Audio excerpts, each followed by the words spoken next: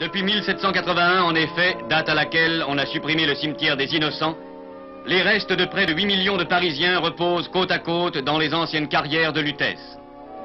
Ces ossements, entassés dans les entrailles de la ville, représentent bien 6 siècles d'histoire parisienne.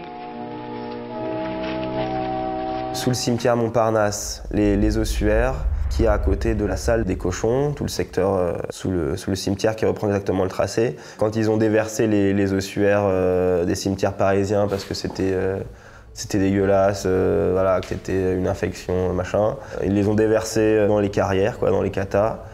Et si tu veux, maintenant il reste quelques endroits où tu peux voir les ossements. Tu passes un mur.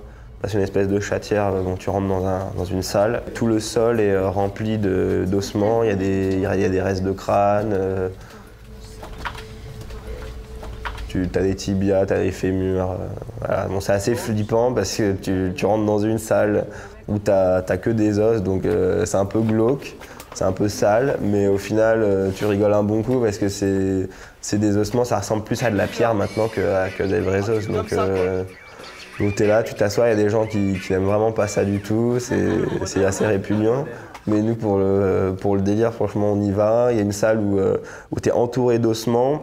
Bon, c'est un peu sale, hein. C'est des os, mais ça fait partie de la frayeur que tu peux te faire. Parce que les gens, ils descendent, ah, je veux voir des os, les catacombes. Mais tant que t'as pas vu les ossements en vrai... On a tous envie de voir des os, quoi. Alors, quand on va voir les carrières, on va voir les os ici. 6 millions de Parisiens, c'est-à-dire autant de Parisiens morts sous forme d'os, comme ça, que de Parisiens au-dessus qui vivent.